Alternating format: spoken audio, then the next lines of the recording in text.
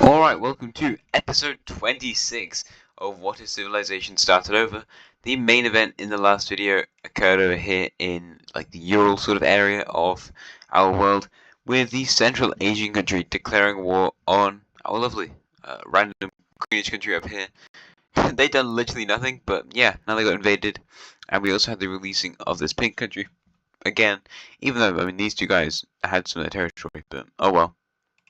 The Caucasian country also joining the war, which means that now they're not very strong, and also Ukraine and Donbass, maybe, join the war as well. For some reason I've got cities on, but oh well. And we're going to see more wars happen in today's video. We also saw the Iranians or the Persians invade this part of Oman or the UAE, and now they've got territory here as they didn't accept the ultimatum.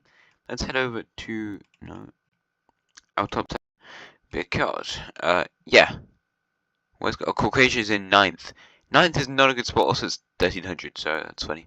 Persia, Central Asia, then it's Hejaz, Mesopotamia, Carthage. 5th is not bad for a country that, what is that? Don't worry about that, I guess. Carthage, India, I don't know how they're in 6th, it's kind of crazy. Bulgaria, is Bulgaria stronger than India? Maybe. Bengal, yeah, they look pretty strong. Then it's Caucasia and Rome. So yeah, we're seeing more wars happen. And actually, where we're going first is Rome, because the Romans are going to be taking advantage of something. Last episode, I said about how the Ukrainians and the Donbass country joined the war against Caucasia, but so did the Turkish country. And Rome is going to try to take advantage of that by declaring war on the Turkish country, as now it's going to be a lot weaker. It's just for a pretty big war. Yeah, against was once or before the 3rd or 4th strongest country. So yeah, might as well go try and invade. Can I turn province? Can I turn Taurus on? I kind of don't love how provinces looks in here. It is a bit bad, so I'm going to turn that off. Anyway, sorry, I'm in the audio thing. Just I don't know. But the Romans are going to invade around here in the southern regions of the Turkish country. So they invade also in the north as well, because that's where most of the cities are through trade up with the Black Sea, and just generally invade across the border because, as I said before, Rome is the 10th strongest country. They're kind of capable of doing stuff like this, and the border is not massive, so it's all right. It's manageable.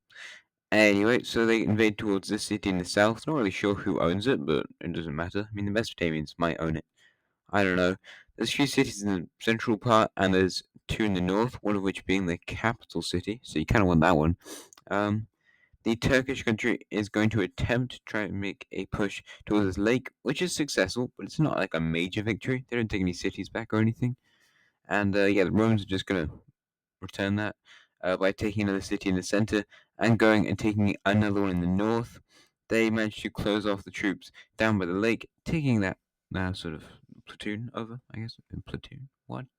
Um, and the Romans continued to invade across the central area, building a pretty consolidated front line against the Turkish country. So that's pretty interesting. The Turks tried to push back. They don't really take any new cities or old cities back.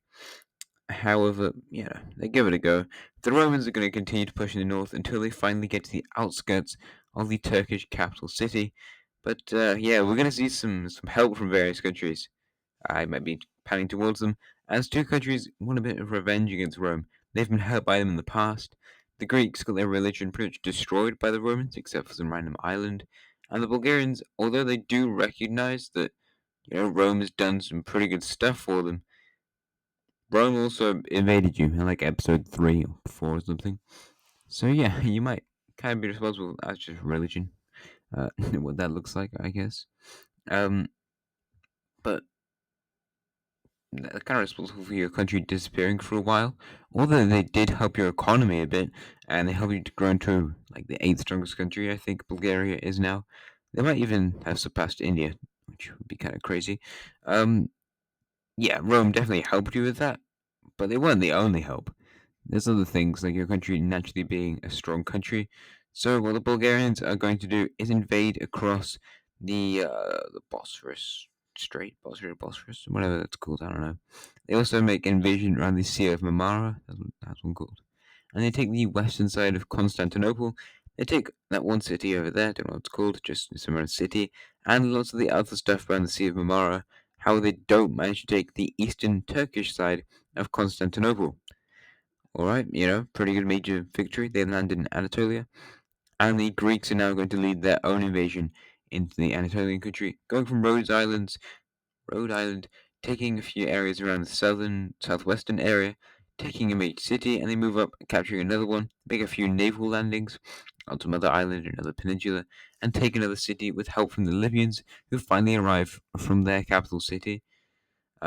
Over in the east, we see the Turkish make a pretty good counteroffensive, taking back their capital city in full and pushing back, taking back pretty much most of their major cities, except for one in the north. They push along these central south areas, which is good for them. They're getting their land back, and they're doing pretty well over there. Heading over to the Bulgarians, then I think we should be. Let's go to the Bulgarians. If you couldn't tell, us, it's a voiceover. I try to keep it discreet, but I can't really. The Bulgarians take two more major cities, and they eventually take the capital city of Rome, which is going to be a huge boost to the Bulgarian military effort because, the capital of Rome, Constantinople, pretty big city. The Greeks are going to invade more towards the center, and they should be able to take another major city, I think. However, maybe not, we'll just leave that. As the Turkish push the entire Roman force out of their nation, that is a major victory for them, and begin their own invasion, taking one major city and their second one. And it's not going great if you're Roman. You've lost their entire coastline, and the Turkish, they just keep on going. They are going to, in fact, fully annex the remainder of the Roman country, taking over it in full. So, yeah, Rome is gone. They got destroyed by these countries. And we need to look for the peace treaty bit, so let's just press the back button over and over and over and over and over again, because that's fun. It's not really, but oh well. It's cool that the back button is limitless. So, yeah, let's get down to the peace treaty stuff. First off, I think I'm gonna go to Bulgaria. Oh yeah, I'm just talking about how Turkey and Rome are the same religion, which could be pretty important for things that are gonna happen in the next 2 minutes. Because that might it's easier to assimilate people with the same religion as you, as some nations probably have learned. The Bulgarians will take the Strait Bosphorus Strait area, including taking the capital of the Roman Empire, Constantinople. I think I might expand them later on. I'm not really sure, but I probably will. So that's definitely going to be a huge economic boost to them. Greece is going to make their own sort of Smyrna, I guess. They go up from Rhodes Island and take that province, another major big province down there, and also two cities, which is going to be a huge boost to the now 10th strongest country in the world, Greece. So yeah, I'm glad the Greeks have made it back into the top 10. They got pushed off after like episode 7 when their country got invaded. Was it episode 7? I don't know, it was one of those episodes. And the Turkish, I think, should probably fully annex this country. I'm not really sure. I might give the Bulgarians and the Greeks more land, but this does look cool. A pretty divided Turkey though. The Mesopotamians, the Bulgarians, the Greeks, and the Turkish all have land in Turkey. So that's funny. All right, let's head over to Bulgaria then. I think we're gonna give them a bit more land. It's only fair. It's only fair, They did a lot of work, and they're also a pretty strong country. So we give Greece that province over there in the western area. They kind of do have Smyrna now. I can't say it right, I don't think. They give the Bulgarians more land across the Sea of Marmara, connecting up both those territories to the bits they occupied first in the war. That should look alright, I think. They're going to take some more islands as well, and now they control access to the Black Sea, which is a very vital thing in wars, as you probably learned from reading stuff about wars. I don't know. The Turks also take that pretty big island. I mean, Mesopotamia, they do actually look like a strong country. I mean, they are a strong country, so there's that. I'm just yapping at this point. I just got distracted there. Anyway, so yeah, Turkey is now probably pretty close to being in the top 10. Egypt, less so. I'm just interested in Egypt. But in fact, we're going to be heading down to the Ethiopian country, who is a country we do not talk about very much. And in fact, we're not really spending that much time talking about them here, because all they're going to be doing is expanding their nation to the sort of lake river thing. I think it's a lake. They have a pretty big country, though. I mean, oh my, it's one of the biggest countries in the world, probably. And they also expand around that lake area. That's good for them. And I don't really like those borders, but it's alright. It's alright. It's also to expand the South Sudanese country, who's definitely like, I'm pretty sure they're Ethiopian, or like Amara. Is that Amara? It's an area of Ethiopia. So they take all of that land, and we're also going to be expanding the Egyptian country. You know, I keep talking about how poor Egypt is, but they're doing okay, I guess. They're not nearly as strong as they used to be, though. However, if they beat Hejaz, they have the opportunity to take over all of Egypt. So, could be pretty good for them. Going over to the Libyan country, they definitely need to expand. They should have expanded ages ago. However, let's give them a whole load more desert, just for a bit of fun. Chuck them a load of desert. Yeah. Make the country look stronger, even if it doesn't actually make them stronger in the slightest. So that's fun. Heading over to Morocco, I think. Yeah, I mean, we might as well expand Morocco. They've been relevant a bit in the past with their invasion of that pink Spanish country. They also helped to fight down the Carthaginian Empire by just rebelling. However, we're going to give them some land in Western Sahara. Don't worry about that. It's just Morocco and Western Sahara. Don't worry. Let's also give them the Canary Islands and is that which island is that? Is that Madeira? I don't know. I don't think so. Heading over to East Asia. Well, maybe not. I was going to. However, I think yeah, let's just stay in East Asia. Yeah, let's head over to the Baikal country. We need to expand them. They are a massive country. They're not a very strong country, but they're a big country, so that's fun. And we're going to expand them into this sort of Mongol area. It's probably not great land, but it is land, and it makes their country look even stronger. So that's nice. Just to give them that land bordering the Kazakh, East Turkestani country. The pink country is going to expand into that gap that the Baikal country left, so that's nice. And we also see the brown country getting expanded too. That they're not very strong. They're a pretty poor country, really. The Shanghai nation did not leave their area in a good state after their nation broke up. So yeah, they're not too capable of doing this much expansion, but they give it a go. The purple Chinese country, even weaker. However, they also expand the nation a little bit. The blue country is actually stronger than those guys. They're pretty corrupt though, so you know, keep that in mind, I guess. But they also expand their nation, and then down to the green country, who's definitely the strongest out of these Chinese countries that we've talked about. However, they're not going to expand their country too much, kind of because they're more intelligent people, but also conserve the budget. They've got a lot of people in their country, and they don't even need that much more land. As for Myanmar or Bengal, we're going to expand them into the sort of South China area, or is that what area is that? What's it called? Sichuan or Yunnan or something like that. There's some random problem with the border here. I don't really know what's going on with that, so I might just remove it. There we go. By random problem on the border. And Myanmar kind of looks like a block, or Bengal, I mean, sorry. Heading down to the brown country, they've owned this sort of Thailand for so long, and they've done absolutely nothing with it. They've just gone, wow, that's fun that we own that. Let's do nothing with it. But finally, they've expanded into that area, so well done to them for finally doing something. And now let's head over to Denmark, because Denmark is going to be getting some new land, and it's not through war, which is crazy because the Danes have loved war for a pretty long time.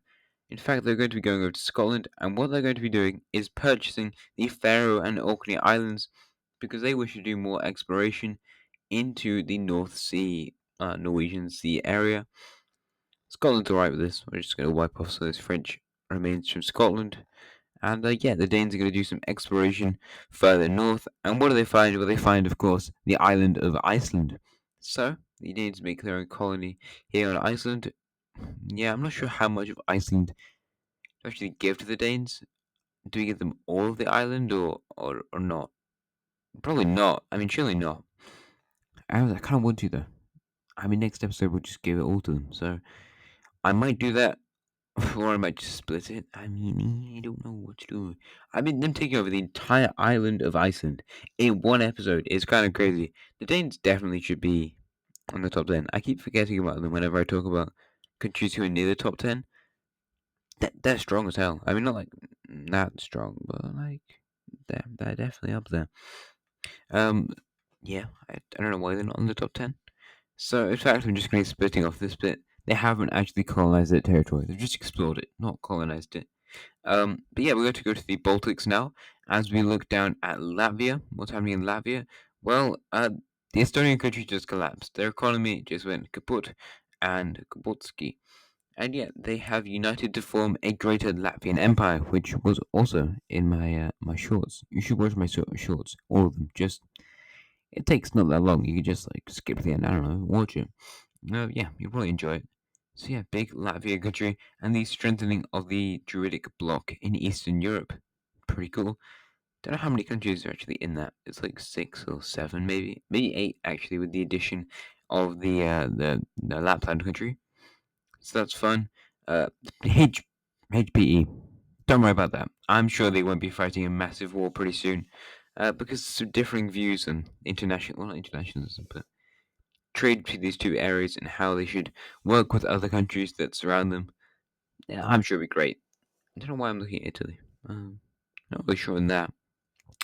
What's even going on in Italy? I don't. Oh, they're doing some islands. There we go. Uh, yeah. So we'll see what happens to the Holy Polish Empire in the future. I'm not really sure what to do in the rest of the episode. I'm kind of ready to end it. However, just before we end, I remember one event that I actually want to do, and that is, of course, creating a country in the far east of Russia. Because why don't we have a country in this extremely great area to live in? Um, I don't know. So let's add one over here, make a sort of yellowish country. And I really hate their borders. I need to change that. Oh my! And I'm just gonna draw it even worse. Let's go. I'm so pleased with that. That looks amazing. That looks phenomenal. I love how that looks. Great. The color's kind of cool though. We don't have many colors. Countries out of that color. They're going to expand towards the Korean border. They're kind of afraid the Koreans would just attack them because these are Koreans who left the country to form their own nation free of, I don't know, oppression or something. So that's alright. And eventually they just keep expanding it south because they're afraid of. Well, they need warmer water. He said warm water. They don't get warm water in the Far East. The Koreans also expand their country up north, but this country will finally reach the Korean border, which is better trade. I mean, you can also trade with Japan, which is a pretty popular area to live in this series. I suppose probably a lot of people in Japan. The Koreans also add this country to their sphere of influence, which is basically the northern part of China, like the green, yellow, pink, and brownish countries, whilst the orange country has the green, blue, lilac, and I guess Shanghai countries. Anyway, let's give this nation a capital city, probably somewhere in the northern part of their nation. Uh, yeah, that's where they started off, so I'll just put it up there. That's all right. And yeah, so if you enjoyed today's episode, I think I'm ending it now. I mean, do I actually know that? No. If you enjoyed today's episode, please like and subscribe, comment, and yeah, have a nice rest of your day. Goodbye.